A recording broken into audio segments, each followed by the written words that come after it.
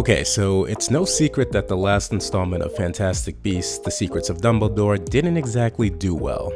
Warner Brothers was pulling out all the stops, spending over $20 million on marketing and readying up for a giant merchandising period.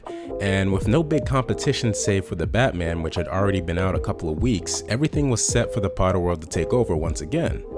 But once released, it didn't gain quite the steam Warner Brothers thought it would, making a lot less than the previous two films and basically not being talked about at all by the time Doctor Strange and Top Gun: Maverick came out.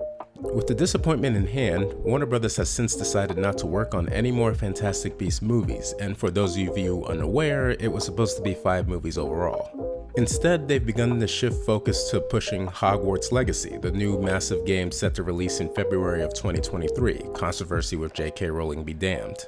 But if there's one thing Warner Brothers likes, it's money, and we all know by now that they'll focus on money before anything else, even if it ruins a franchise. Matrix Resurrections. Sorry, it's a bit of a sore subject. So it should come as no surprise that David Zaslav, the president of Warner Brothers Discovery, during an earnings call talked about how he wanted to bring Harry Potter back because the franchise has always been a good earner, which should tell you all you need to know about how these execs look at stories. That being said, this would include potentially rebooting the Harry Potter franchise, and no, not with new characters or story either. Same characters, same story, new younger actors. And I gotta say, I don't see this going too well. Hear me out. For one, Harry Potter is basically untouchable for a lot of people. 7 books, 8 faithful source material movies, 3 spin-off prequel movies. The damn franchise is set in stone for most people who grew up with it, myself included. Now add in the fact that we're not super far from the last Harry Potter movie. Deathly Hallows came out 10 years ago and made over $1 billion.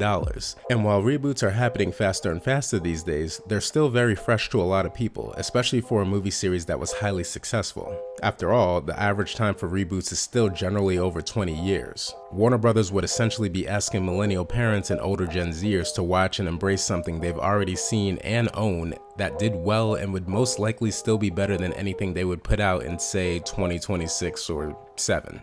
Nevertheless, a lot of this is still rumor, but David Zaslav's sentiment from wanting to milk the franchise is very real, and if his wants become actual plans, well, at least we can act like it never happened. We do it for so many other milk franchises, so what's one more?